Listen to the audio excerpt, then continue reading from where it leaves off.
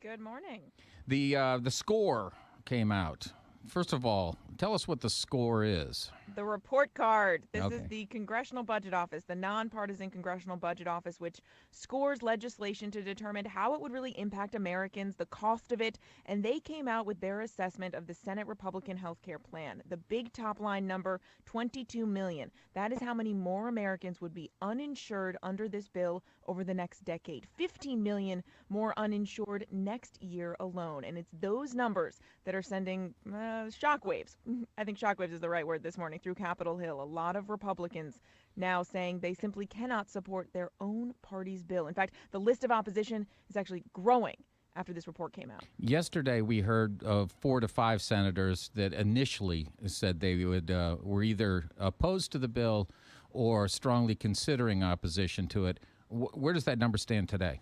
We're now up to 6. Senator Susan Collins of Maine came out last night. She moved herself from the column of people who are seriously concerned to those who are voting no. And she actually went a step further, saying that she will not vote to even move this debate forward. She will oppose a vote to move the bill onto debate on the floor. And you've got, as by our count, at least a handful of Republicans who say that they're against even debating this bill. They want more time. They don't think that this is the right solution to the problems that are plaguing Obamacare. They say they need more time. There has to be a better way. Isn't that what Senator Murkowski of Alaska is saying? I need more time. I need more information. Yeah, and a lot of Republicans that I've talked with are saying that same thing. Why not just give us a couple more days, a couple more weeks? What's the rush here? But Republican leaders insist they want to get a vote done this week. They want to wrap this issue up before they all head home for the July 4th recess, and they want to move on to other issues, to other things on their priority list, like infrastructure and tax reform.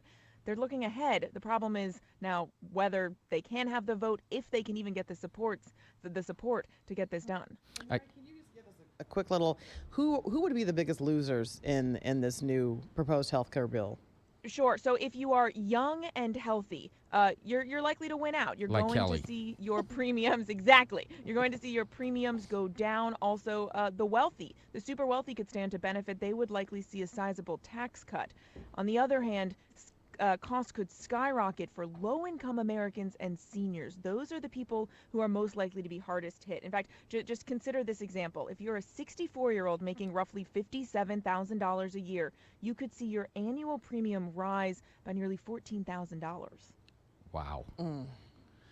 What do we expect from the White House? I mean, the senators are now saying they're considering it. It doesn't look like it's going to make it. Any word from President Trump's folks? Look, the president's working the phones. The vice president is working the phones. The vice president's actually having dinner tonight, sitting down with a handful of undecided Republicans trying to woo some support. But they've got to change minds and do it quickly here.